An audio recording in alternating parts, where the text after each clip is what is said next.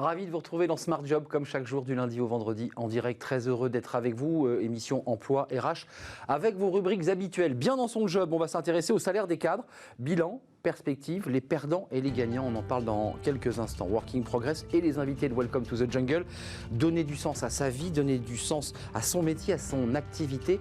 Bien beaucoup y réfléchissent. On va en parler dans quelques instants avec nos invités. Dans le cercle RH, on parle d'un sujet sensible, douloureux, le burn-out, le mal moderne, le mal de l'iPhone, de l'hyperconnexion. Peut-on en guérir? Peut-on le prévenir? On en parle avec nos experts dans quelques instants. Et puis dans Fenêtre sur l'emploi, eh bien jouer pour recruter, c'est la mode du gaming. Bah oui, on vous observe pendant que vous faites un jeu grandeur nature et on voit évidemment quels sont vos soft skills. On va tout vous expliquer à la fin de l'émission. Mais d'abord, le journal présenté comme chaque jour par Cécilia Sévry. Bonjour Cécilia. Bonjour Arnaud, dans l'actualité aujourd'hui, on commence avec le dossier Veolia-Suez. Alors qu'hier, Engie s'est dit favorable à l'offre relevée de Veolia, aujourd'hui un nouvel acteur fait son apparition. Le fonds français Ardian est intéressé pour racheter les parts d'Engie convoitées par Veolia. Soutenu par Suez, Ardian indique dans un communiqué vouloir constituer un consortium d'investisseurs pour racheter à Engie ses 29,9% dans Suez. Un rebondissement alors que Suez n'avait jusque-là su monter aucune offre alternative. Hier encore, Engie et Veolia se donnaient jusqu'à lundi pour peaufiner les détails d'une transaction à 3,4 milliards d'euros. Et puis on poursuit avec l'assurance chômage. La première concertation sur la suite à donner à la réforme a eu lieu hier. Assurance chômage dont le déficit s'est creusé avec la crise. Le ministère du Travail est prêt à des adaptations des 4 règles les plus critiquées pour une mise en œuvre dès le 1er janvier prochain. Un exemple, la règle qui fixe les conditions minimales d'indemnisation. Le ministère affirme sa volonté de remettre en place la règle des 6 mois au 1er janvier pour pouvoir être indemnisé par Pôle emploi. Enfin, à Bordeaux, la justice a débouté les syndicats de sport et de fitness. Syndicats qui contestent l'arrêté pris par la préfecture de Gironde. C'est la première décision de justice sur un recours des salles de sport. Depuis lundi, les établissements sont obligés de fermer leurs portes dans plusieurs grandes villes pour une durée de 2 semaines. Une injustice terrible, assène le vice-président du syndicat France Active à l'AFP. Une quinzaine d'actions similaires ont été lancées dans toute la France. Voilà pour les informations d'aujourd'hui. C'est à vous Arnaud.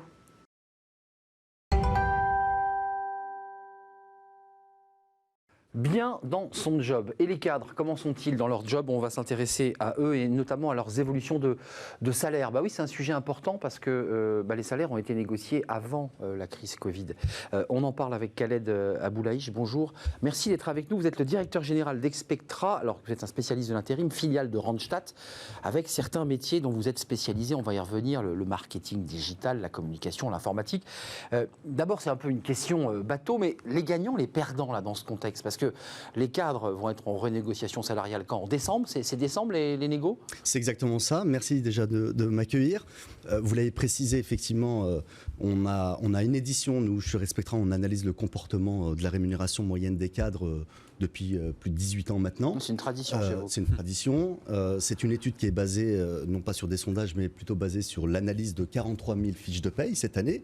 Et effectivement, on constate une augmentation de 2,3%.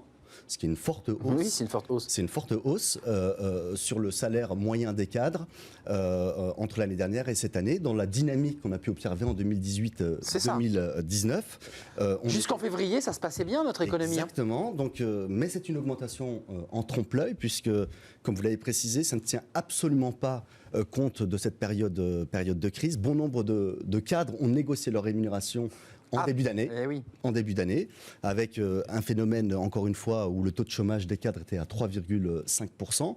Et on constate dans ce marché de plein emploi pour les cadres, une tendance aussi qu'ont eu les entreprises à favoriser l'augmentation individuelle. Et on sait que quand on est sur des augmentations individuelles, l'augmentation est un peu plus forte. Mais encore une fois, ça ne tient absolument pas compte de ce contexte de crise que l'on vit depuis pas mal de mois. Alors, il y a les gagnants, on le disait, parce qu'il y a une transformation numérique, digitale, qui était déjà engagée avant le Covid, il ne faut pas se cacher la vérité, mais qui, à mon avis, s'accélère. Et c'est vrai que là, il y a une pénurie pour ces cadres qui sont recherchés.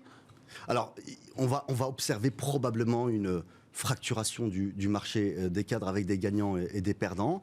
Alors déjà, il y a un certain nombre de cadres qui vont être fortement touchés. C'est déjà tous les cadres qui sont dans des secteurs très très touchés par l'économie. On pense à l'aéronautique, on pense à l'automobile. Mais on oublie aussi tout l'écosystème des sous-traitants aussi. Donc tous les cadres qui sont dans ces secteurs-là, bien évidemment, vont souffrir. Et d'un autre côté, sur un marché de plein emploi, on a de la transformation digitale des entreprises qui s'est déjà mise en œuvre depuis pas mal de temps et qui s'accélère. On a vu, c'est un des enseignements aussi de la période du Covid, que toutes les entreprises ont cherché à transformer encore plus la partie digitalisation. Plus vite, encore plus vite. La transformation digitale des entreprises va plus vite que le nombre de talents disponibles sur le marché. Et là encore, on va avoir probablement des gagnants, pour le coup, sur des fonctions qui sont extrêmement recherchées et qui vont continuer à l'être. Avant de nous quitter, Raled, c'est le profil de ces cadres, c'est du recrutement CDI, CDD, ou c'est de l'expert qui vient, je dirais, en mission sur 6 mois, de type SS2I ou d'autres formules. C'est-à-dire, c'est pas vraiment des cadres intégrés, mais c'est des talents qui disent, voilà, pendant 6 mois, je me pose chez vous, je fais ce que je dois faire et puis je m'en vais. Alors, on a sur un marché de plein emploi, on va dire que le cadre qui est extrêmement recherché a le choix. C'est ça. Un certain nombre de cadres, bien évidemment, cherchent à du CDI, puisque ça reste quand même la règle. Mais on a quand même des typologies de talents qui, eux, savent globalement qu'ils peuvent trouver un job et qui peuvent bouger de la mission et qui acceptent du CDI, bien évidemment. Il y avait une forme de rapport de force qui était plutôt à l'avantage, on va dire, des candidats, qui reste vrai sur la partie transformation digitale des entreprises. Donc, chez Expectra, quand on regarde comme ça un petit peu dans la lunette, c'est modération salariale qui attend les cadres. On a bien compris qu'ils avaient plutôt bien négocié dans une période de développement économique. Là, c'est vrai que les choses se sont un peu crispées, donc il ne faut pas rêver à une augmentation de salaire. Alors, la crise va avoir un impact sur la modération salariale des entreprises. C'est incontestable. Ça, c'est sûr. C'est incontestable. On a un certain nombre de candidats qui étaient encore une fois en position de force. Ce qui va se passer, il y a un aspect qui est extrêmement important, c'est la capacité qu'ont les cadres à faire des gaps salariaux, c'est la mobilité. Oui, c'est ce qu'on leur dit. C'est la mobilité. Tu veux gagner plus, tu bouges. Tu bouges. Ouais.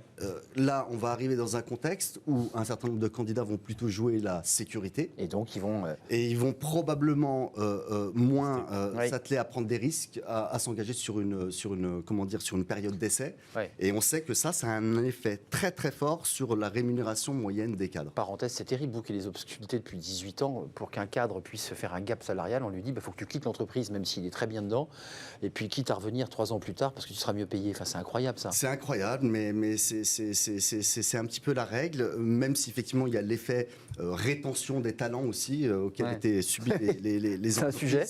Comment je vous garde ? Et comment je vous garde ? D'où, encore une fois, l'impact fort de la rémunération, l'augmentation des rémunérations sous l'angle individuel, qui permet quand même à un moment ou à un autre d'essayer de... Voilà. Mais la meilleure manière, encore une fois, de faire des gaps en termes de rémunération, c'est de changer de job, encore une fois. Et on va avoir bien évidemment un certain nombre de cadres où on va avoir plus de disponibilité, donc moins de risques aussi à s'engager encore une fois sur une période d'essai. Et d'autres, sur la transformation digitale, où là, ils vont encore avoir le choix. Et je pense qu'on va continuer à observer des augmentations significatives de rémunération pour un certain nombre de cadres, encore une fois, sur le marché. Oui, parce que la demande est supérieure à l'offre, c'est toujours le même débat. C'est toujours le même débat. Oui, quand il y a plus d'offres que de demandes, évidemment, les salaires... J'ose à peine vous poser la question, parce que c'est un peu la boule de cristal, à travers le panel de toutes les entreprises, de tous ces bulletins de paie, est-ce qu'il y a des embauches qui se profilent, ou est-ce qu'on est aussi, au-delà des salaires, dans une stagnation salariale, des embauches ? Alors, sur les embauches, déjà sur le premier semestre, on a observé quand même moins 20% d'intention d'embauche. C'est ça. Déjà, on n'a pas encore de chiffres pour cette rentrée, mais néanmoins, on sent une forme de frémissement entre la période d'avril où on nous promettait le chaos. On a quand même une forte reprise d'activité sur le mois de juin. Le mois de juillet, c'est vrai que la période d'été a cassé un petit peu la dynamique. Elle reprend. Avec les incertitudes de ces confinements. Avec les incertitudes, bien évidemment, même si le spectre, jusqu'à peu, le spectre du confinement commençait à s'éloigner, ça apportait un petit peu plus de confiance aussi aux entreprises. Là, on est dans une période un peu d'incertitude, mais néanmoins, les entreprises ont besoin quand même de recruter pour assurer, encore une fois, sur des fonctions clés de l'entreprise, leur mode de fonctionnement, et on a encore des embauches. Toutes les entreprises ne souffrent pas. Et on a encore un certain nombre d'entreprises qui continuent à embaucher. Un petit message d'espoir aussi, parce que c'est intéressant de voir qu'il y a encore des boîtes qui recrutent, il y a encore des C'est opportunités. important de le dire parce que dans ce climat de morosité... On est tous repliés sur nous-mêmes. Et c'est vrai qu'on est nourri par les grandes sociétés en souffrance, mais on ne parle pas de nombreuses entreprises qui continuent à fonctionner encore. Qui ne sont pas médiatiques, mais qui embauchent. Et qui embauchent encore une fois. Merci Khaled Aboulaïch, vous êtes le directeur général d'Expectra, qui est un spécialiste de l'intérim sur des secteurs très particuliers, qui est une filiale de Randstad. Merci, vous reviendrez régulièrement peut-être nous faire partager vos observations et vos analyses. Merci d'être venu sur le plateau. Tout de suite, la suite de nos programmes, c'est Working Progress. Vous connaissez le rendez-vous avec les invités de Welcome to the Jungle. On parle du sens. Oui, le sens, c'est fondamental. C'est tout de suite.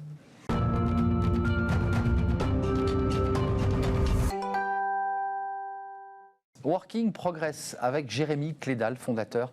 Il ne veut pas qu'on dise CEO, le fondateur de Welcome to the Jungle. C'est ouvert. C'est un plaisir de vous accueillir, Jérémy. On a souvent des réflexions un peu philosophiques sur ce plateau. Là, on s'intéresse au sens. On voit beaucoup de cadres, de jeunes qui sortent d'école, qui disent « mais moi, je veux choisir l'entreprise dans laquelle je rentre, je veux que tout ça ait du sens. » Voilà. Et on en parle avec un invité qui s'est vraiment penché sur cette question du sens. Oui, exactement, Arnaud. D'ailleurs, pour faire le lien avec ce qu'on disait avant. Avant, on parlait beaucoup de rémunération et de l'évolution de la rémunération des cadres. Ce qu'on voit dans par exemple, les sondages qu'on a fait chez Welcome to the Jungle. Évidemment, la rémunération et la localisation de son lieu de travail fait partie des critères clés pour choisir son job. Mais maintenant, le sens qu'on va retrouver dans son métier, le sens qu'on donne à l'entreprise, c'est un sujet qui a la même valeur que les deux précédents. Donc je pense que ce changement, il est clairement fondamental. Et donc est-ce que cette quête de sens, c'est un vecteur de transformation de l'entreprise ? Est-ce que ça va changer un peu aussi la manière dont l'entreprise doit se constituer ? C'est un peu la question clé cette année. On va en parler avec Mickaël Mangot. Bonjour. Bonjour. C'est un sujet que vous connaissez bien. Vous êtes docteur en économie, vous êtes le directeur de l'Institut d'économie du bonheur. J'adore cette expression, l'économie Exactement. du bonheur. Et d'ailleurs, ce qui m'amène un peu à ma première question, puis on va en parler un peu plus tard, vous avez aussi écrit un livre sur le sujet. Vous parlez d'économie du bonheur. Est-ce que le bonheur et le sens au travail, c'est la même chose ? Comment les deux sont liés ? Ou est-ce qu'ils ne le sont pas du tout ? Si, c'est lié, mais on l'espère, en deux tout cas. concepts différents. Je mets du sens, mais je ne suis pas heureux. Très possible, tout à fait possible. Ah oui, pensez aux résistants pendant la guerre, ils avaient beaucoup de sens dans leur quête, mais au quotidien, ils n'étaient pas heureux. Donc oui, ce sont deux concepts très différents, qui ont quelque chose en commun, c'est que c'est largement vécu comme quelque chose de subjectif, ce sont des états subjectifs. Même si quand on parle du sens, on pourrait imaginer que le sens, c'est quelque chose de très objectif, très impartial. Mais non, la plupart du temps, quand on réfléchit à la question du sens, on regarde le sentiment de sens, qui est un sentiment, comme le bonheur est un sentiment. Et ça peut être fait au niveau de la vie dans son ensemble, le sentiment de sens dans la vie, ou au travail, par exemple, le sentiment de sens au travail. De la même manière qu'on peut questionner les gens sur leur satisfaction dans la vie ou leur satisfaction au travail. Donc, point commun, ce sont des états subjectifs, différence, l'un est quand même un plus joyeux que l'autre. Vous pouvez trouver du sens et vraiment au quotidien, vous êtes porté par quelque chose, mais il vous manque des émotions positives. Et du coup, en tout cas, ce sujet, vous le connaissez très bien, ce qu'on disait, vous avez écrit L'Empire du sens. J'ai trouvé qu'il y avait un constat qui était assez terrible. Vous dites qu'il y a 30% des Français qui ne retrouvent vraiment plus de sens dans leur vie. Mais dans leur vie, attention, c'est leur travail. c'est au-delà. Ce n'est pas que le travail. Ouais. Enfin, on imagine que le travail a des grosses implications. C'est un constat qui est assez difficile. Qu'est-ce que ça entraîne pour vous comme mutation profonde et comme changement sur la vie professionnelle ? Déjà, je pense que ça conduit les individus à rechercher du sens à peu près dans toutes les dimensions de leur vie. Parce que l'absence de sens peut être vraiment très difficile à vivre. Déjà, ça ne rend pas heureux, il y a un lien entre les deux. Et en plus, ça peut conduire à des états dépressifs, des choses comme ça. Donc, dans le livre, j'essaye de comprendre pourquoi ce constat. Parce qu'en économie du bonheur, normalement, plus les pays sont riches, plus vous trouvez plein de gens qui trouvent du sens à leur vie. Du bonheur à leur vie, pardon. Du bonheur à leur vie. Et peut-être du sens. Et peut-être du sens. Et En tout cas, peut-être. c'est ce que je pensais en tant que néophyte sur la question. Et en fait, en regardant pas du tout, plus les pays sont riches, moins ils trouvent de sens à leur vie. Et l'explication générale, c'est que les leviers traditionnels du sens disparaissent petit à petit.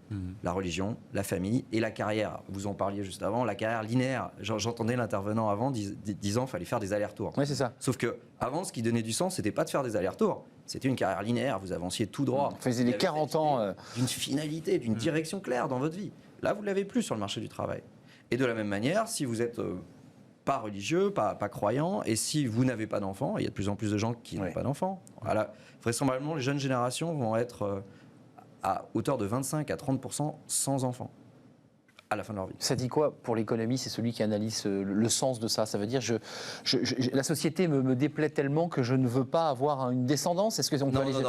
Non, mais je sais pas. Non. Après, c'est juste que les gens ne trouvent pas. Les gens ont des quêtes qui sont très complexes. D'accord.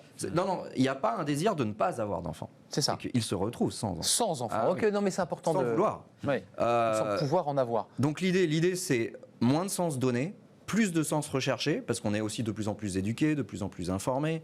Vous avez l'idée post-matérialiste d'un politologue américain qui s'appelle Ronald Inglehart, c'est que plus les pays sont riches, plus les gens ont grandi dans un environnement abondant en ressources, plus ils se déplacent vers le haut de la pyramide de Maslow, c'est-à-dire la sécurité de l'emploi, pas important. Le salaire, moins important qu'il n'était avant. Ce qui est important, c'est de se réaliser. Donc il y a une appétence pour ces questions qui est très forte, et à côté de ça, un modèle qui ne donne pas le sens. Donc vous avez une sorte de crise de sens. Et ça redéfinit tous les comportements. Et sur la partie pro, par exemple, qui nous intéressait, moi aussi, quand on regarde les sondages, on voit qu'il y a énormément de salariés qui ne trouvent plus vraiment de sens dans leur travail. Et alors, moi, ce que j'ai trouvé assez ambigu, c'est qu'il y a beaucoup de patrons qui considèrent qu'ils donnent du sens à leurs équipes. Comment on explique Moi, je fais le job, mais le salarié dit je ne m'y retrouve pas. Parce que le sens est un mot fourre-tout. Mais oui. Déjà, dans Olivier, on a du sens. Chacun y voit du sens à sa manière. Oui, devant sa porte, quoi. C'est une construction, c'est une représentation de la situation. On est dirigeant pour. On peut être un peu désemparé parce que moi, je peux trouver du sens personnel parce que, par exemple, je suis entrepreneur, c'est mon projet. Comment faire Et comment vous entraînez tout le monde dans le même sens? C'est le cas de le dire. D'entraîner tout le monde dans le même sens, c'est pas simple. En revanche, vous pouvez basculer du sens classique donné par les entreprises à un nouveau sens, un nouveau type de sens. Le sens classique des entreprises, c'est ton boulot a du sens puisque tu participes au succès de l'entreprise. Tu es un maillon d'un grand échiquier ou engrenage qui va permettre le succès de l'entreprise. Autre source de sens, tu satisfais les besoins des clients. Donc, ton sens est lié à l'entreprise, au client. Sauf que maintenant, c'est pas ça que recherchent les gens. C'est le sens me concernant. Est-ce que je me développe personnellement? Est-ce que je suis aligné avec ma valeur dans tout ce que je fais? Et le sens vis-à-vis de la société dans son ensemble, pas l'entreprise, la société avec un grand Société S. de l'individuel face au collectif que vous évoquiez. C'est-à-dire, je suis dans mon monde à moi, il faut que je trouve mon bonheur. Il y a moi et il y a la société dans son ensemble, l'impact sociétal. Et l'entreprise, jusque-là, elle était ni sur l'un ni sur l'autre, elle était au milieu, qui était vérifie que tu contribues à la bonne marge de ce groupe, de ce collectif qu'est l'entreprise. Mais c'est plus trop la question là. Et donc je pense qu'il faut basculer dans un sens centré sur l'entreprise et sur le client, vers un sens centré sur le salarié et sur la société avec un grand S.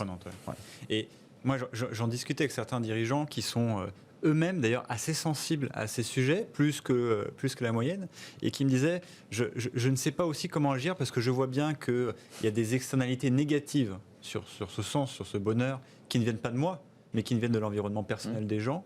Et du coup, parfois, est-ce qu'on n'aurait pas une tendance, est-ce qu'elle est saine ou pas, d'entreprises qui vont être un peu plus paternalistes qu'elles ont pu l'aider parce qu'elles veulent intervenir dans la vie personnelle des gens? Jusqu'où on va, quoi? Jusqu'où on va pour aider les gens? C'est ça. Là, je suis un économiste et puis versé aussi dans la finance. Et il y a un concept clé qui est la diversification. Si tout votre bonheur dépend d'une structure, si vous faites virer, vous êtes très mal. Oui. Donc, on coupe le cordon, salarié, quoi. Je ne voudrais surtout pas que toute ma vie soit régie par mon employeur. Je serais, mais vraiment. Parce que c'est une tendance qu'on voit. Ouais, par ouais, exemple, c'est vrai. sûr, dans la Silicon Valley, par l'industrie exemple. tech a un peu instauré ça. Entreprise globale, en fait. Hein. Oui. D'ailleurs, ce qui n'a pas que des bonnes choses derrière, parce que la rétention des talents est peut-être plus forte, mais est-ce que les gens restent pour les bonnes raisons? C'est un autre sujet. Mais comment trouver, selon vous, le juste milieu alors? Le juste milieu. S'il existe. Hein. En tout cas, vraiment, l'intuition pour moi, c'est de se concentrer sur le bonheur, enfin le bien-être au travail et le sens au travail. Et pas essayer de régenter toute la vie intérieure de l'individu. Hein. Ce serait très contre-productif en plus. Il y a des mécanismes de réactance psychologique où quand on essaie de trop vous influencer, on recule et on se replie. Vous reculez. Donc, typiquement, Arnaud, tu disais. Comment on emmène tout le monde dans le même sens? Ouais, c'est ça, le même sens. Il faut peut-être même pas essayer, il faut accepter que les gens aient différentes représentations de leur travail. Et parce que maintenant, vous avez des chief purpose officers qui essayent d'imprimer le sens de l'entreprise dans le cerveau des salariés. Avec des post-it, avec des... Là, on sait que c'est comme ça va créer une sorte de travail existentiel. Vous devez constamment repenser votre travail pour que ça coïncide avec ce que l'entreprise veut que vous pensiez de votre travail. Ce qui est pourtant clairement la tendance. Bah oui. On est d'accord. Ouais. Et d'ailleurs, ce qui est étonnant, par exemple, cette année, beaucoup, je trouve, font la remarque, c'est que d'un côté, vous avez cette recherche, en tout cas de mettre des mots sur ces sujets, et peut-être, ne serait-ce que mettre des mots, ça les rend vivants, quoi, ça les rend réels. Et d'un autre côté, on a l'impression qu'on recommence à éluder des enjeux comme le télétravail, la possibilité d'être à distance, de pouvoir participer à la vie de l'entreprise différemment, des sujets de liberté, finalement, en entreprise, qui pourrait être constitutif du sens que les gens retrouvent. Est-ce que c'est pas aussi sur ces sujets-là qu'on doit se concentrer en tant qu'entreprise ? Il y a, en tout cas, le livre est très concentré sur la recherche sur ces questions-là. Donc en tout cas, la recherche est là-dessus. Parce que vous compilez beaucoup de choses. Télétravail entraîne sens, par exemple. Donc on voit comment tout ça se combine. Et par exemple, il y a des études très intéressantes et que les entreprises devraient s'approprier sur télétravail et satisfaction au travail, et télétravail et performance. Et on arrive à une conclusion très claire. Le télétravail fonctionne très bien quand il est fait autour de 50%. C'est ça.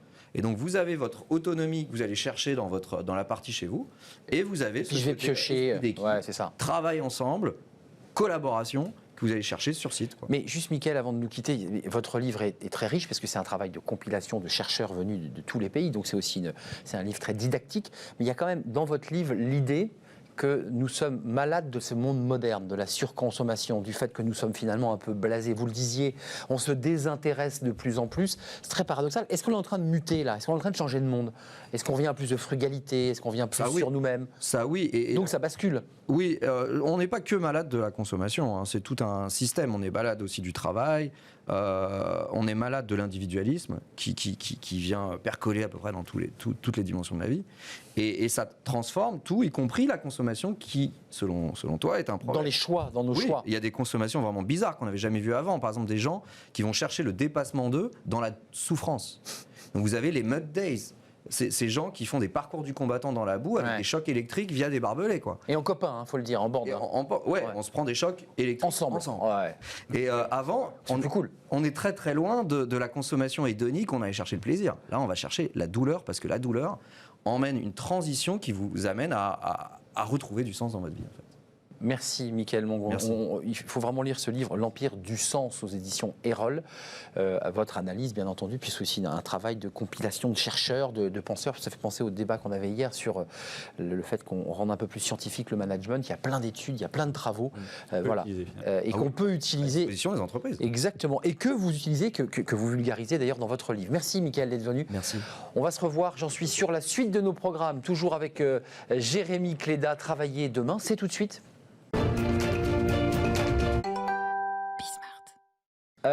On reste dans le sujet, c'est très intéressant, L'Empire du Sens, ce livre de ce chercheur. Là, c'est très concret. Un titre, il ne faut pas se tromper sur les mots d'ailleurs. Ouais, non, mais je ne l'ai pas dit, c'était évidemment en référence à ce film des années 70, L'Empire d'Essence, mais qui n'a rien à voir, ne soyez pas dupés, c'est chez Erol. Là, on s'intéresse aussi à l'idée qu'à côté de son travail, on peut aussi mettre du sens sur des actions, de belles actions. Oui, exactement. C'est un sujet d'ailleurs chez Welcome to Jungle qui nous anime parce que on a beaucoup travaillé, par exemple, sur le rythme de travail et on a vu à quel point permettre aux gens d'être responsables de leur rythme, de leur temps, ça contribue à ce sens et une corrélation qu'on a fait au bonheur. C'est le sujet de Vendredi. On va en parler avec Félix Demont, son fondateur. Vendredi, c'est une start-up sociale qui est spécialisée dans la mise en place du mécénat de compétences en entreprise. Donc concrètement, Vendredi, comme l'aventurier sur cette île déserte. Tout à fait. C'est ça. Hein, le jour de la semaine. Ouais, comme jour de la semaine, bien entendu. Ça ne m'aurait pas échappé. Et comme ce jour de la semaine, parce que j'ai la chance de bien connaître Vendredi, où par exemple l'entreprise accepte de dire le vendredi, j'ai des collaborateurs qui ne vont pas travailler chez moi, mais qui vont travailler au service d'une association, d'un autre projet. Ils donnent. Ils donnent et aussi je pense que le corollaire, c'est qu'ils reçoivent beaucoup. Comment est venue cette idée et surtout, au début, on peut se dire, est-ce que les entreprises vont vraiment donner 20% du temps de leurs collaborateurs à quelque chose sur lequel potentiellement ils vont avoir aucun impact et aucun bénéfice ? Du coup, merci de m'inviter, Arnaud et Jérémy. Alors, le vendredi a bien grandi depuis, puisque vendredi prend plein de formes. Alors, un vendredi peut être un lundi, mais un vendredi peut durer aussi 5 minutes, comme une année à temps plein.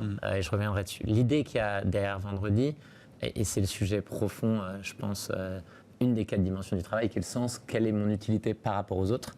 C'est qu'aujourd'hui, ce qui est important pour nous, les citoyens, et en fait on est des citoyens, mais les travailleurs n'est pas décorrélé de qui il est à côté, c'est comment je contribue à l'impact positif sociétal. Et aujourd'hui, il y a un réveil qui était préexistant, qui est là depuis longtemps, sur quel est notre modèle de société, comment moi je suis une partie de la solution, comment mon entreprise est une partie de la solution et comment moi dans mon travail je suis une partie. Et c'est ça le fond du sujet de vendredi.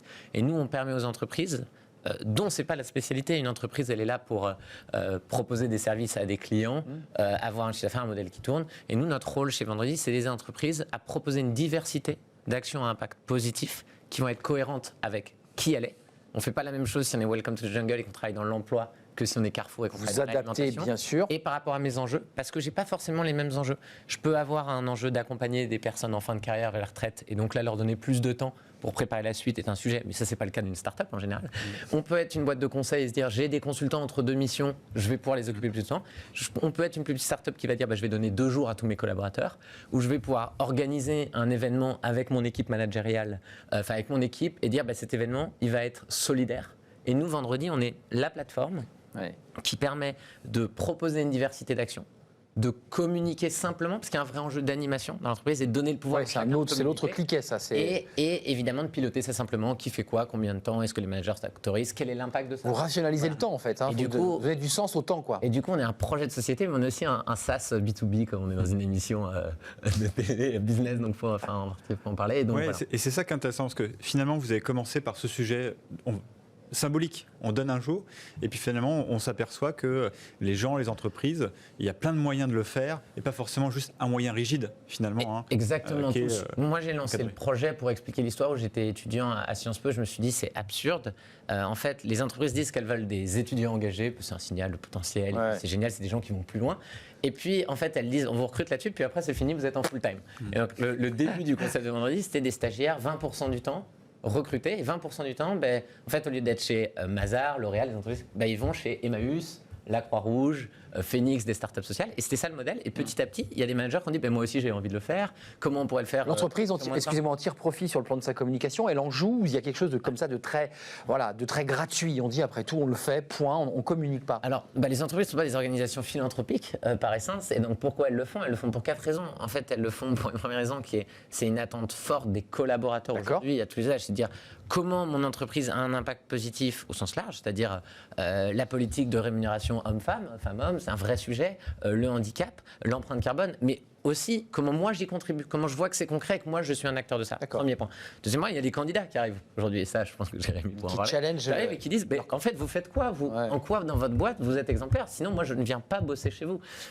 Troisième point, super simple, il y a des parties prenantes externes, nombreuses, qui sont des investisseurs qui commencent à vraiment pousser sur ces sujets. Qui notent Non mais l'État, avec des contrats intéressants qui sont de plus en plus pour gagner des contrats, c'est des choses Et en fait, il y a une vraie tendance de fond qui font que c'était un sujet philanthropique. Moi, j'ai lancé ça il y a 10 ans. Ça devient un sujet. C'est un sujet qui est cœur entreprise maintenant. Et c'est ça qui est hyper intéressant. Et nous, toute l'histoire du projet, on a commencé avec quelques jeunes. Maintenant, on travaille avec une centaine d'entreprises, 500 associations, et sur un modèle autofinancé depuis le début. Donc, c'est assez chouette. Top. On est en retard. Peut-être une dernière petite question. On en a déjà parlé, mais est-ce que c'est pas un peu triste que le sens, l'entreprise le propose pas et on doit aller le retrouver chez quelqu'un d'autre? Alors, en fait, c'est pas du tout triste. Je pense que la question, c'est comment elle externalise le sens, transformer progressivement l'entreprise. Et c'est ça qui est intéressant. Et comment on fait pour donner à chacun la façon d'agir par rapport à ses envies, en fait, ses disponibilités. Et parce qu'en fait, on peut pas. Donc l'enjeu principal, c'est de transformer le cœur du sens de l'entreprise. Il n'y a aucun doute là-dessus. Mais aucun doute, évidemment. Mais l'important, c'est comment on fait pour que tout le monde bouge et que dans ce que fait de façon holistique l'entreprise, ça ait du sens. Et nous, on est un des moyens, on n'est pas la finalité. Et c'est pour ça que chez Vendredi, on ne crée pas des salariés schizophrènes qui vont faire 5 minutes et dire là, je vais trouver du sens, puis reste. Non, c'est dire mais non, ça participe d'un projet de transformation. Quand ils reviennent, ils ont ça en eux. Ils ont ça en eux. L'holistique de l'entreprise. Voilà. Oui, merci. Félix Demont. Merci de parler de ces beaux sujets. Et puis, vous, à quoi ressemblera votre vendredi? Mais exactement. Moi, je le sais. Je sais à quoi. C'est votre jour off. Moi, je serai à l'antenne en direct. Ne partez pas tout de suite. Restez avec nous. Nous ne sommes que jeudi. Merci à Félix Demont, initiateur de Vendredi, cette association très intéressante. intéressante, passionnante. Merci Jérémy d'être venu avec vos invités. Avec plaisir. Toujours passionnant. On se retrouve demain si tout va bien. J'hésite toujours à vous lancer d'un jour à l'autre. Vendredi, je serai là. Et vendredi, vous serez là. C'est un vrai bonheur. Une exception. Tout de suite, c'est bien, on fait une courte pause. On s'intéresse à un sujet, alors là aussi, qui pose un certain nombre de questions aux entreprises, les burn-out, des cadres, mais pas seulement, des salariés, des collaborateurs, des journalistes, de tous ceux qui un jour sont percutés par ce sujet. Personne n'y échappe. En tout cas, c'est un risque. Est-ce qu'on peut en guérir? Comment on peut le prévenir? On en parle avec mes experts après cette courte pause, évidemment.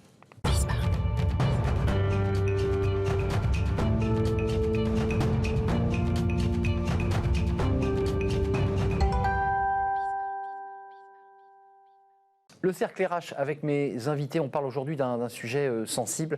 On en a déjà parlé sur ce plateau, le burn-out. Ça fait plusieurs années qu'on parle de cette expression. Les Français se sont familiarisés avec ce mot. Alors qu'est-ce que c'est exactement une très forte dépression liée à l'environnement, au travail, à la pression? On va essayer d'y mettre d'ailleurs une définition précise.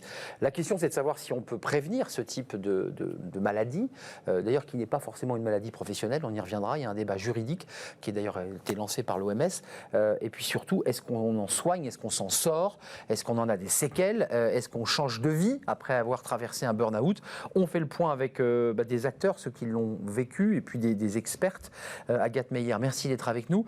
Vous êtes journaliste santé et co-auteur, avec votre co-auteur qui est à vos côtés, je vais la présenter. Ils ont vécu le burn-out, témoignages et conseils pour se reconnecter à soi. C'est à la fois des exemples extrêmement concrets et pratiques, puis ensuite un décryptage, une analyse fait par des spécialistes, dont la co-auteur Virginie Bapp. Merci d'être là.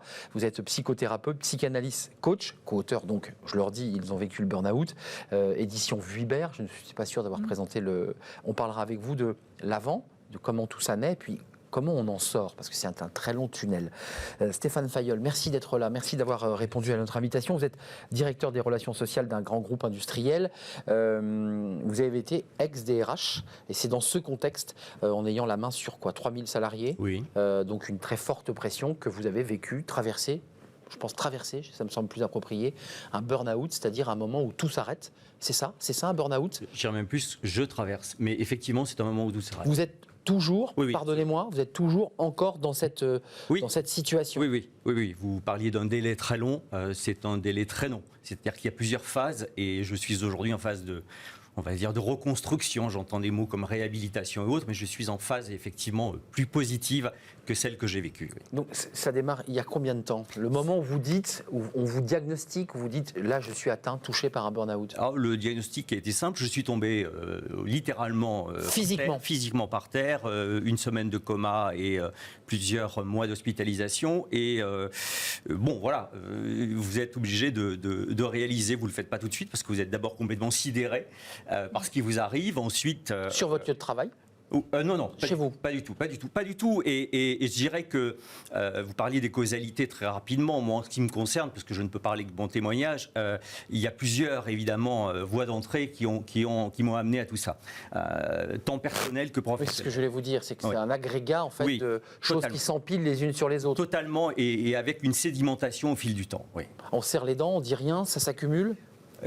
D'abord, j'ai une éducation, mais dans tous les sens du terme, au sens large, hein, de cadre supérieur où on a des responsabilités, on ne dit pas, ou on le dit avec réserve, avec pudeur.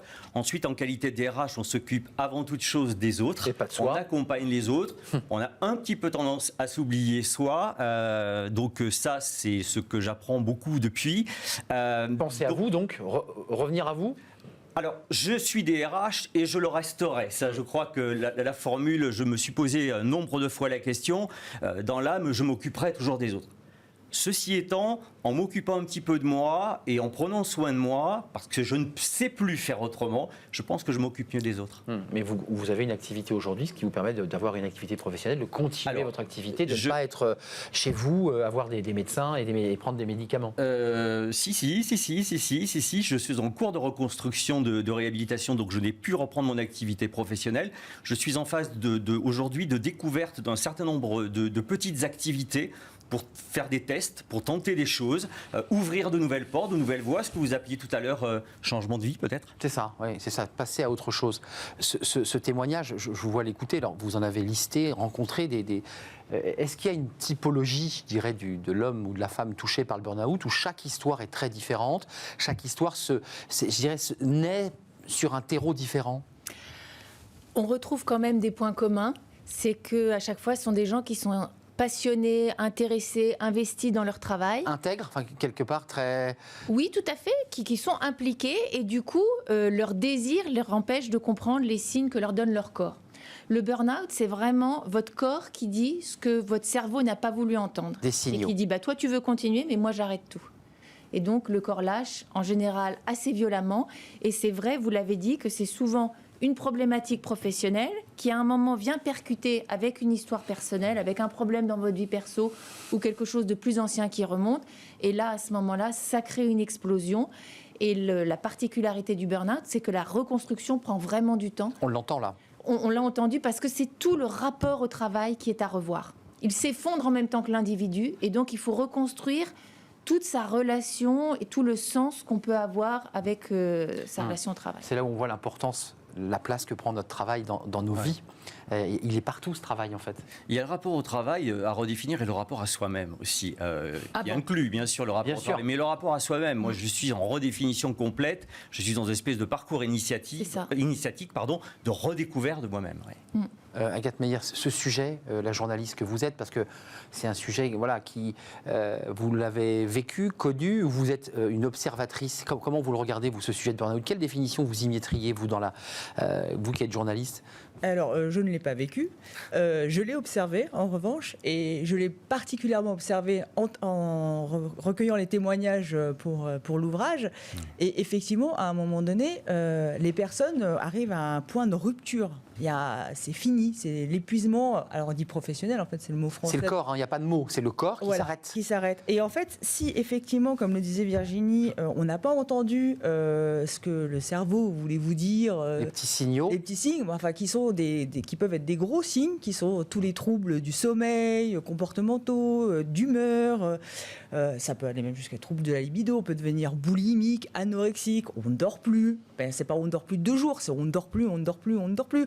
C'est quand quelqu'un vous parle, vous êtes devenu irascible, vous n'êtes plus capable d'avoir de la distance. Si à chaque fois que vous allez sur vos lieux de travail, vous avez une énorme boule au ventre, que quelle que soit la mission qu'on va vous donner, ça vous emmène dans des schémas... Des angoisses. Des angoisses. Ouais, c'est ça. Voilà. Si quand vous rentrez chez vous, vous n'êtes même plus capable de dire tiens, je vais jouer avec mes enfants, parler avec ma femme, faire un dîner, profiter, etc. On se coupe doucement en fait d'une vie sociale, d'une vie affective, d'une vie amoureuse. On se replie en fait. On se replie et en plus de ça, on n'a même plus la structure et l'énergie pour faire ce qu'on veut faire, c'est-à-dire arriver à travailler. Et donc, ce qui accentue, j'imagine, la dégringolade, parce évidemment. Parce qu'en fait, c'est vain, tout ça est très vain, donc à un moment donné, ça fonctionne plus, il n'y a plus la ressource en fait. Il y a ce diagnostic d'un burn-out, il y a un débat sur la notion de maladie professionnelle, c'est-à-dire le fait qu'on la reconnaisse, donc on l'indemnise. Vous êtes dans quelle situation sur le plan, je dirais, technique? Non, pour moi... Vous êtes suivi par des médecins, mais oui, absolument, l'entreprise vous reconnaît votre pathologie comme une maladie professionnelle? Non, j'ai la chance d'appartenir à un groupe qui a su gérer tout ce qui est entourage santé de ses collaborateurs, donc avec un système de mutuelle et de prévoyance formidable qui fait que je suis très bien prise en charge.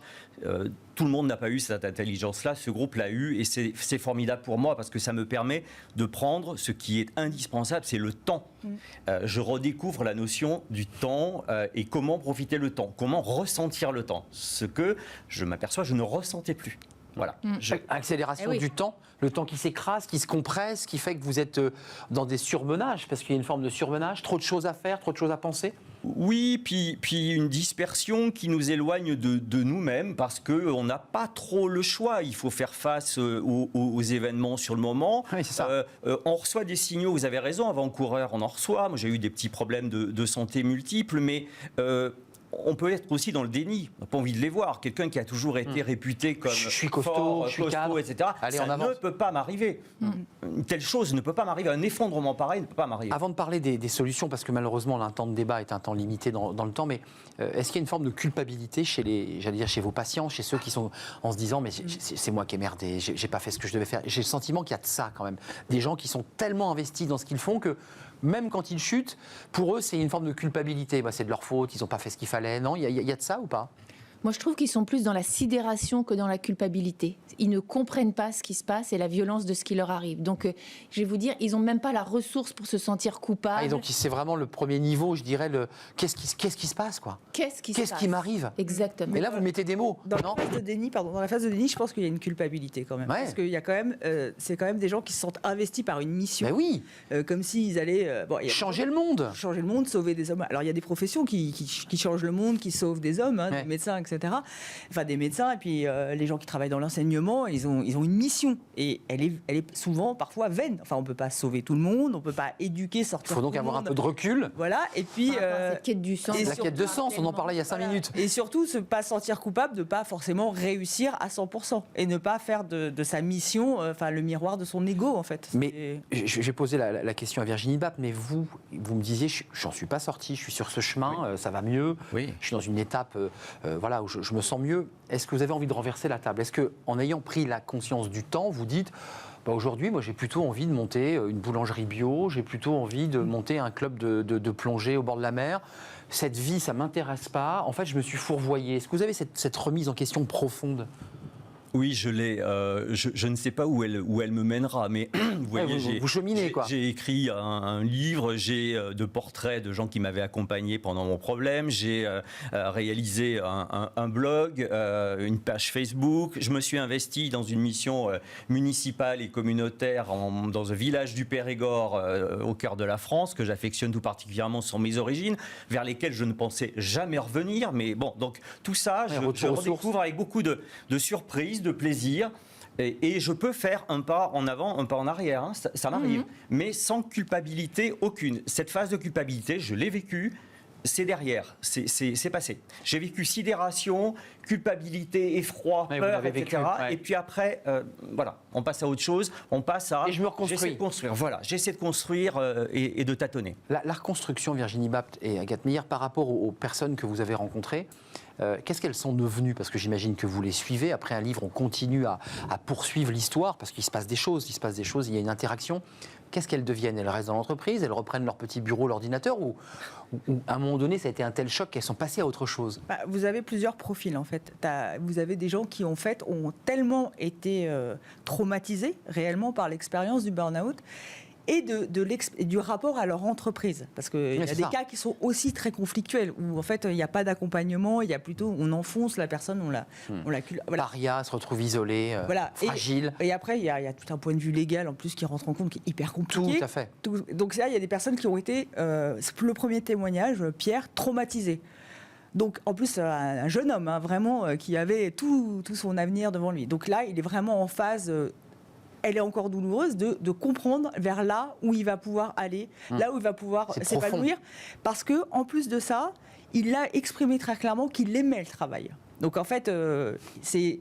Voilà, il aura besoin. Encore plus douloureux. Voilà, encore plus douloureux. Il y a d'autres témoignages qui prouvent que grâce à... Enfin, en tout cas, c'est personnel, avec un accompagnement, une méthode d'accompagnement. Par exemple, là, il y a la clinique du travail en Suisse qui travaille de manière très très proche avec les victimes des burn-out et les entreprises. C'est-à-dire qu'ils font énormément de prévention et c'est un travail vraiment global d'accompagnement. Que les personnes peuvent rester dans l'entreprise, là où elles ont fait un burn-out, parce que il y a une écoute, il y a un échange. Il faut que la structure, il faut que l'entreprise ait aussi ce travail sur elle-même. Et conscience de ce qui s'est passé, et conscience de l'individualité de la personne, et de comprendre le mécanisme. Et c'est un travail très précis, très pointu, sur des plannings. Enfin voilà, c'est très structuré. Très scientifique. Voilà, on se met en guerre contre... et on rappelle à la personne très souvent qu'il faut les signes du burn-out, et là où il ne faut pas qu'elle s'écarte du protocole qu'on a mis en place pour que justement elle puisse se reconstruire, etc. Ouais, bien sûr. Voilà. Donc en fait, vous avez des éventails différents de témoignages. on s'en sort, on s'en sort de ce burn-out, parce que c'est intéressant, vous en êtes aussi un peu l'incarnation. Est-ce qu'il y a des phases, on dit souvent quand une grave maladie, il est en rémission et puis il a chuté. Est-ce que pour le burn-out, on peut dire pareil, ou est-ce que quand on est sorti de ce burn-out, on a tellement été nettoyé, j'allais dire presque purifié, qu'on est un autre homme et qu'on ne peut pas de nouveau en avoir un? Excusez-moi, c'est une question importante. Alors moi, ce que j'ai beaucoup aimé dans votre témoignage, c'est que vous le dites avec beaucoup d'humilité, que c'est un chemin qui est long pour s'en sortir. Alors, ça dépend des gens, c'est plus ou moins long, mais quand on fait vraiment bien les choses... Long, c'est quoi? En moyenne 4 ans, 5 ans? Non, mais je dirais 2 ans en moyenne. Et le point commun de tous les gens qu'on a interviewés, je trouve, c'est que ça reste, je trouve, comme des grands brûlés. C'est-à-dire quelqu'un qui a eu peur. À vif. C'est-à-dire que quand on sait ce que c'est, on n'a vraiment pas envie d'y retourner. Et donc, en général, il n'y retourne pas. C'est effroyable. Il y a de l'effroi. Vous avez vu les mécanismes qui se sont mis en place, vous les connaissez, vous n'y allez pas 2 fois. Mais l'important, c'est aussi de bien savoir et de bien intégrer que c'est une maladie qui est récidiviste. Donc, en fait, vous avez fait un burn-out, vous pouvez en refaire un. Vous êtes le profil, vous avez il y a un terreau. Touché.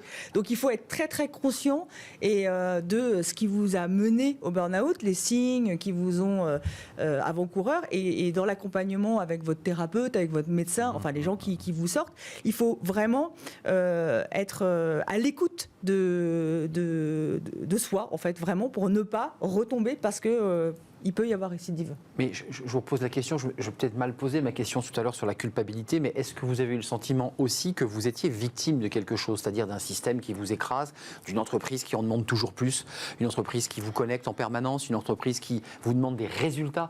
Est-ce que cette pression-là, qui est très importante sur les épaules, notamment des cadres dirigeants, est-ce que quelque part, quand vous êtes sorti de tout ça, vous vous êtes dit, bah oui, mais l'entreprise, elle est un peu responsable dans cette affaire?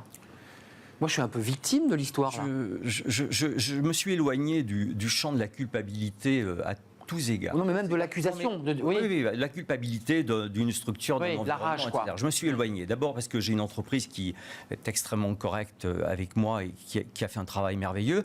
Maintenant, je m'en suis éloigné par la force des choses, et je dois reconnaître qu'à un moment donné, j'ai pu être victime d'un manque d'écoute. Mais pas la faute d'eux. La faute de quoi? La faute de souvent beaucoup de process, beaucoup de choses, choses, de réunions, de choses comme ça, qui ont complètement gommé, ce qui pour moi est clé, que je retrouve depuis grâce aux médecins, thérapeutes, grâce au médecin conseiller de la sécurité sociale, qui est toujours accablé, etc. Moi, j'ai quelqu'un de très professionnel en face de moi, qui ne comprend pas, il se dit mais qu'est-ce que c'est que ces trucs, et qui comprend là et qui m'accompagne. Eh bien, moi j'ai trouvé des gens qui comprenaient pas du tout et qui me bombardaient de solutions toutes faites en disant il faut faire ça, il faut faire ça, il faut faire. Non, chacun a son parcours, son propre chemin. Voilà. Donc, mais je ne, ça me semble trop, comment dirais-je, simpliste ce phénomène de dire il y a des gens, pour mon expérience, entendons-nous non, mais bien. Je voulais vous entendre. C'est mon expérience à moi que de culpabiliser moi d'abord. Et puis le système autour. Je pense que ça fait des années d'abord que je vis peut-être trop loin sur un certain nombre de choses, que je n'ai pas vu beaucoup de choses, ou pas voulu les voir, ou voulu entendre. Et là, vous avez les yeux ouverts, quoi.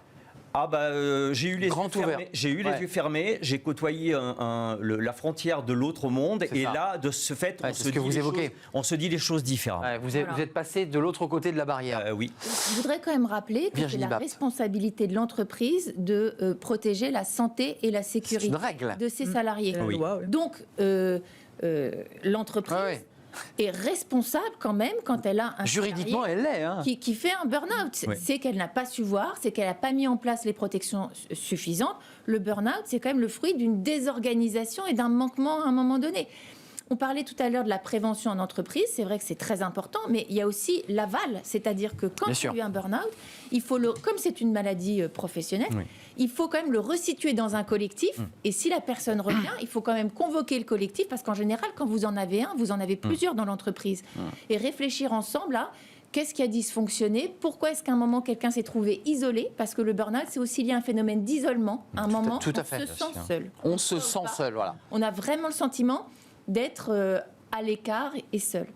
Donc c'est l'entreprise qui doit veiller à protéger ce sens du collectif. Ouais. En ce qui me concerne, je ne considère pas mon burn-out comme professionnel, je le considère comme un burn-out, un accident de vie, tout court, ma vie à moi. Il est plus large profession. que... Ah oui, beaucoup même plus si large. votre boulot était quand même très lourd. Bien sûr que Enfin, je mon cherche boulot pas à câbler était votre très boîte. lourd, bien sûr que, mais pendant des années, je l'ai fait très bien vécu parce que je savais peut-être trouver des zones tampons ou que ça s'était pas suffisamment sédimenté pour que je sois tapé de plein fouet, comme vous disiez tout à l'heure.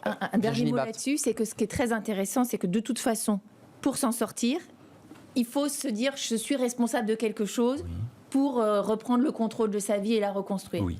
Donc, que l'entreprise soit responsable ou pas, à la limite, peu importe, on est responsable de sa santé et il faut se battre pour ça. Oui. Juste, il y a la question du sens, parce que c'est un vaste débat qu'on a eu sur ce plateau et qu'on aura encore sur l'idée que ces jeunes qui disent « mais moi je veux du sens, je ne cherche pas le salaire ». La question de sens, elle est fondamentale pour se reconstruire aussi. Il faut bien retrouver un sens à sa vie, à son travail et à sa vie. Oui, il faut c'est absolument fondamental. à un moment donné que là où vous êtes perdu par rapport à votre travail et ce que vous en attendiez, en fait, peut-être qu'à 20 ans, on rentre dans une société, on veut gagner plein d'argent, on veut courir dans tous les sens, on est flatté par l'idée d'aller boire des verres avec des collègues, de ne pas avoir de vie privée, enfin voilà. Et puis à un moment donné, le temps passe et puis on est déconnecté d'autres réalités et puis on vieillit, on mûrit et puis les choses n'ont plus le même, vous n'avez plus le même rapport à la vie et il faut à ce moment-là regarder là où on peut évoluer et grandir, mûrir avec ses valeurs en fait. Je vous pose la question, vous êtes en reconstruction, mais si c'était à refaire, vous referiez ce métier de DRH, vous reprendriez cette route? Sans aucun doute, je vous ai dit que j'étais DRH jusqu'au bout des ongles. Aujourd'hui, je continue à accompagner des personnes. J'en ai accompagné beaucoup qui étaient en situation de détresse morale avant, avec quelque chose, le seul outil que je pouvais mettre à leur disposition, c'était véritablement une écoute extrêmement forte. Il y a un déficit d'écoute, plus personne ne s'écoute, et pas simplement en entreprise d'ailleurs. Dans la vie. Bon, dans la vie, donc je crois que je l'ai fait et je continuerai à le faire. Autrement, sans doute, peut-être. Je ne sais pas. Autrement, fort de l'expérience. Bien sûr, bien sûr. Oui, tout à fait. Merci à vous. J'avais encore plein de questions à vous poser. Il faut lire ce livre parce que c'est à la fois des témoignages, mais pas seulement, parce qu'il y a eu d'autres livres qui ont été écrits sur le burn-out. C'est aussi un décryptage, une analyse qui a été fait à 4 mains. Vous avez vécu aussi une expérience humaine de rencontrer ces femmes et ces hommes. Témoignages et conseils pour se reconnecter. Vous voyez, on se reconnecte un peu comme on remet la prise. C'est chez Vuibert, écrit par Virginie Bapt et Agathe Meyer, les deux autrices de ce livre. C'est pas la fin, pas tout à fait, parce que c'est la fin de notre débat, mais il nous reste fenêtre sur l'emploi. Là, ça va être un peu plus ludique. On va s'intéresser aux escape games. Bah oui, c'est sympa le week-end, mais on peut s'en servir pour faire du recrutement. Bah oui, parce qu'on vous observe. C'est tout de suite.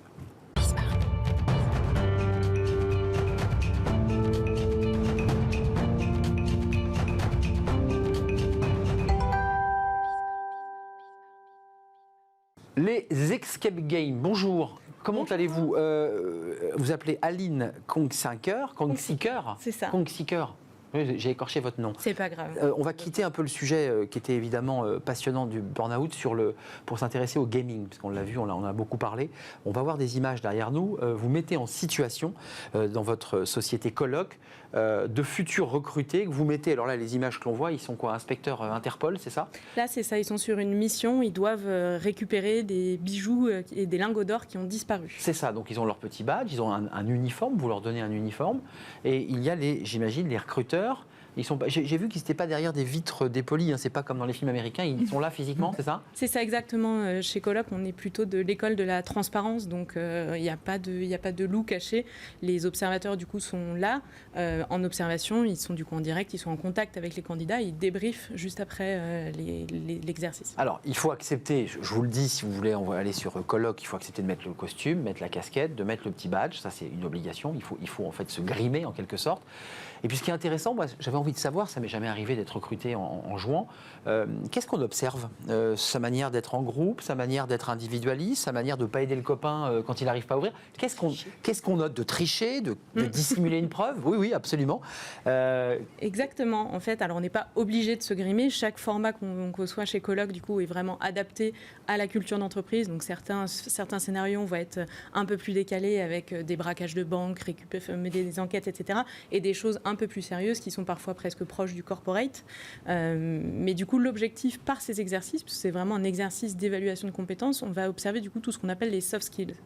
Mais c'est ce que je vous disais, c'est quoi? C'est le côté collectif, le côté individualiste? La capacité à collecter des informations, à s'organiser, à traiter de l'information, à la partager, à prendre des décisions, collectivement aussi, ouais, c'est ça, bien sûr. À gérer la pression, le temps, puisque du coup on est sur un exercice en temps limité, donc il faut du coup agir dans ces contraintes. Et du coup, toutes ces compétences qui vont être autour de la prise de décision, la capacité à travailler en équipe, créer une dynamique collaborative, livrer les objectifs dans le temps imparti, tout ça, c'est des compétences qui c'est chronométré, on l'a vu, il y a un chrono. Hein. Exactement. Le chrono tourne et on doit avoir ouvert le coffre, trouver les indices et le ramener, j'imagine.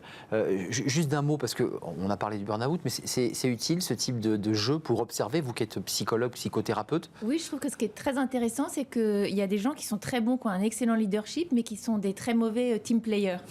Et typiquement, ce que vous proposez, ça permet vraiment de voir s'ils ont la souplesse pour s'adapter aux règles du jeu, quelles qu'elles soient. Ce qui est intéressant aussi, c'est qu'on voit que ces jeunes, ensuite, ont posé le costume et puis ils redeviennent ce qu'ils sont, c'est-à-dire de jeunes étudiants cherchant un emploi.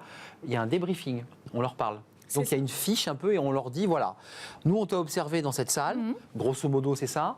On t'a trouvé très collectif, pas assez collectif, manque d'initiative, tout ça lui est dit? On va leur faire un feedback, alors parfois à chaud, mais plus souvent à froid, quand on aura reposé les éléments, puisque nous, on conçoit cet exercice vraiment dans la logique de l'assessment center. C'est-à-dire qu'il va nous donner une vision sur le candidat, sur une des facettes du candidat. On ne va pas remplacer un entretien d'embauche, un entretien RH. C'est un des éléments du recrutement. Avec cette vision-là, on va pouvoir du coup avoir une vision d'ensemble du candidat. Et ce qui est intéressant, c'est qu'un candidat qui va être très bon sur un job dans une entreprise peut ne pas être bon dans un job ou dans une autre entreprise. Et en fait, du coup, c'est cette adéquation qu'on va rechercher en recherchant du coup ces soft skills. Ceux qui poussent la porte de colloque, ce sont des entreprises qui veulent mixer en fait le CV traditionnel, c'est-à-dire la personne a tous les diplômes qui va bien, voire plus même parfois. Mais là, ils vous disent, nous, on veut savoir concrètement s'il est capable de quoi. De bosser en équipe, c'est souvent une des demandes les plus importantes. C'est éviter toutes les erreurs de recrutement. Alors, selon les chiffres, on dit une erreur de recrutement sur un cadre, c'est un coût d'à peu près 50, un peu plus de 50 000 euros, mais c'est un coût qui est extrêmement important. Et donc, du coup, les entreprises veulent se doter des outils qui vont leur permettre de ne pas réduire leur marge d'erreur. Exactement. Et concrètement, cet exercice-là, par rapport aux autres exercices, parce qu'il y a d'autres exercices très bien qui existent aussi sur le marché, mais il va avoir l'intérêt de lever deux biais principaux qui sont le biais de préparation, les fameuses questions qu'on a tous préparées. Quelles sont vos qualités, quels sont vos défauts? Celles-là, on les pose parfois encore. Donc ce biais de préparation-là, on l'enlève puisque l'exercice, il n'est pas connu des candidats. Et le deuxième biais, qui est le biais de représentation, c'est-à-dire que comme on est dans l'action, cet exercice... On se ment pas, on vend pas. Exactement. On appelle ça un exercice de mise en situation ludique. On n'a pas le temps de se dire quelle image est-ce que je renvoie au recruteur. On y va. On doit avancer, on doit ouvrir le coffre. On a un temps limité pour mener cette action. Et donc là, vous voyez le langage, la manière dont on s'exprime, ou l'agressivité qui peut sortir d'un être qui, en fait, s'est tenu pendant tout l'entretien, et puis tout d'un coup, le masque fond. C'est aussi intéressant. Non, mais c'est vrai, ça peut arriver. Tout d'un coup, voilà, une bordée d'insultes. Merci d'être venu nous éclairer. Escape Gang, alors il n'y a pas, pour le dire sérieusement, il n'y a pas que des jeux en costume, il y a aussi des jeux plus corporate, vous nous le disiez. Merci Aline Conseeker, j'ai pas... Il n'y a pas de mal. Conseeker, oui, je l'ai bien dit. Merci à vous, mesdames, de m'avoir accompagné. Le burn-out, c'est votre livre, je le rappelle, aux éditions Vuibert. Merci de nous avoir suivis. Merci à Fanny Griesmer qui m'aide à préparer l'émission. C'est toujours un plaisir. Et puis aux équipes techniques, bien entendu. Merci à vous. On se retrouve demain. C'est vendredi. Oui, et on fera le cercle des experts. On va balayer la semaine. Il se passe plein de choses. On fera le point. Je serai là. Portez-vous bien. Bye bye.